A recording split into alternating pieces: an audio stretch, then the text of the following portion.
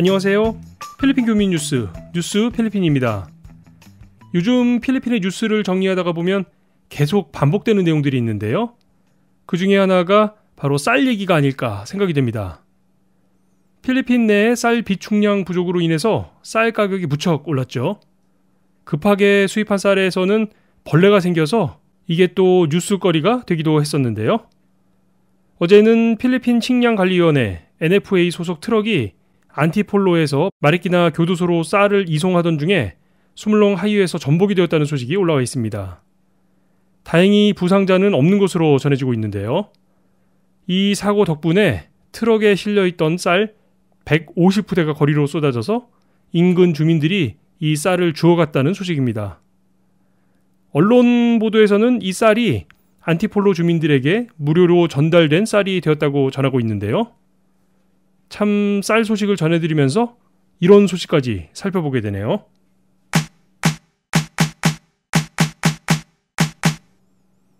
첫 번째 소식은 메르스 소식 전해드리겠습니다. 중동호흡기 증후군 메르스가 2015년 이후 3년 만에 다시 국내에서 양성 반응 환자가 발생을 했다는 소식입니다. 다들 기억하시겠지만 지난 2015년에 한국에서는 이 메르스로 인해서 온 사회가 공포에 휩싸였던 적이 있었죠. 전염 속도도 빠를 뿐만 아니라 일반적인 바이러스 감염에 비해서 치사율도 높은 편이라서 특별히 주의가 필요한 전염병인데요. 지난주 금요일 오후 쿠웨이트와 두바이를 경유해서 인천공항을 통해 귀국한 61세 남자 환자가 메르스 양성 반응을 보여서 질병관리본부가 이 환자를 격리 조치하고 접촉한 주변인들에 대한 역학조사를 벌이고 있다는 소식입니다. 이 환자는 쿠웨이트에 업무차 체류를 했던 것으로 전해지고 있는데요. 귀국 전인 9월 4일부터 복통과 설사 등의 증상으로 현지 병원에서 진료를 받았던 것으로 확인되었습니다. 현지 체류 기간 동안에도 회사 숙소에서 20여 명가량의 직원들과 함께 생활했던 것으로 밝혀져서 이들에 대해서도 조사가 함께 진행 중입니다. 이와 함께 귀국 과정에서도 이 환자와 접촉이 있었던 기내 승객 8명, 승무원 4명도 밀접 접촉자로 분류가 돼서 현재 격리 검사 중이고요.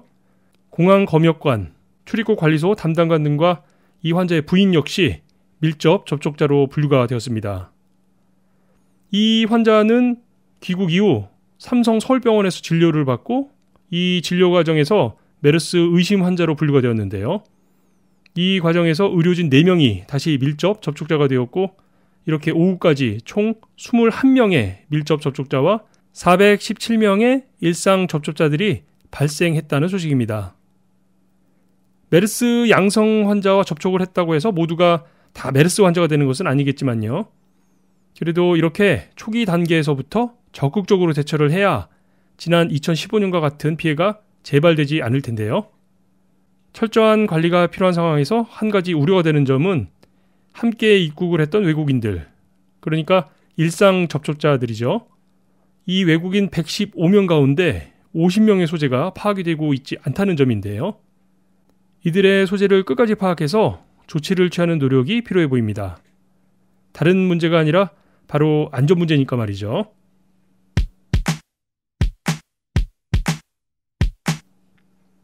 다음 뉴스는 태풍 소식 한 번 더 전해드리겠습니다. 슈퍼 태풍급이라고 전해지고 있는 국제명 태풍 망굿, 필리핀명 옴퐁이 수요일 오후 필리핀 지역 내로 진입할 것으로 보입니다. 필리핀 기상청 파가사의 예보인데요. 수요일 오후 필리핀 지역 내로 진입 후에 목요일에서 금요일쯤에는 직접적인 태풍의 영향권 안으로 들어갈 것으로 보이는데요. 루손 북부 지역에 상당한 영향이 있을 것으로 예보되고 있습니다. 현재 태풍 옴퐁은 루손 동쪽 2255km 지점에 머물고 있는데요. 중심부의 풍속이 시속 150km로 측정되고 있습니다. 현재는 필리핀 쪽 방향으로 시속 35km 속도로 이동 중입니다. 목요일 오후 이 태풍은 루손 북단에 위치한 까가얀과 그 위쪽, 그러니까 대만과의 사이에 있는 섬이죠. 바타네스 인근으로 진입할 것으로 예상되고 있는데요. 때문에 이 지역에 계신 분들이나 일정이 예정되어 있는 분들은 각별한 주의가 필요해 보입니다. 태풍 옴퐁과 함께 열대성 저기압인 내냉에 대해서도 어제 그 내용을 전해드렸었죠.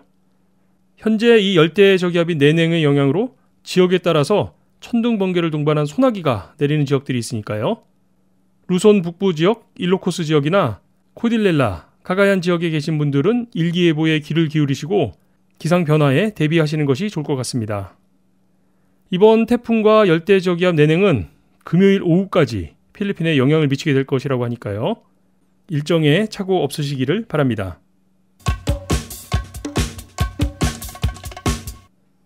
마지막 소식은 물가 인상에 대한 소식 한 번 더 전해드려야겠는데요. 이번 물가 인상 품목은 항공요금입니다.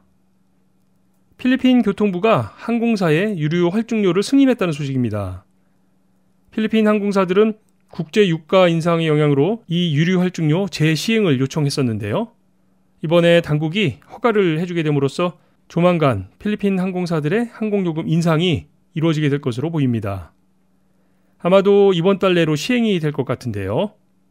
교통부 차관 마누엘 안토니오 따마유는 항공사의 경영 악화로 인해서 항공편이 취소된다거나 서비스 품질이 낮아지게 될 우려를 없애기 위한 조치였다고 밝혔는데요. 실제로 세부퍼시픽 항공의 경우는 2018년 전반기 기간 동안 유가 인상과 폐소와 약세 등으로 순이익이 23%나 급감했던 것으로 전해지고 있습니다. 이 유류 할증료는 항공요금과는 별도로 국제유가 등의 변동이 생길 때 적용되게 되는 항공요금의 추가분이죠. 지난 2015년에 국제유가가 급락하면서 이 유류 할증료가 없어졌었는데 이렇게 다시 인상이 시작되면서 항공요금의 인상까지 이어지게 되었네요. 국제항공운송협회가 발표한 국제유가는 작년 동기 대비 24.5%가 증가되었다고 하는데요. 아마도 유류 할증료도 이에 준해서 책정이 될 것으로 보입니다. 혹시 한국 방문을 예정하고 계시거나 아니면 항공편을 이용해서 여행을 계획하고 계신 분들이라면 유류 할증료가 적용되기 전에 미리 항공편 예약을 하시고 결제까지 맞춰두시는 것도 그나마 요금을 절약할 수 있는 방법이니까요. 미리 서둘러 보시는 것도 좋을 것 같습니다.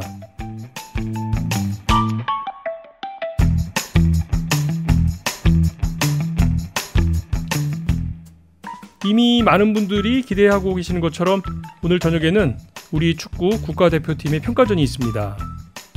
지난번 코스타리카전에서 2대0 승리로 성공적인 데뷔전을 치렀던 벤투 감독의 두 번째 경기인데요.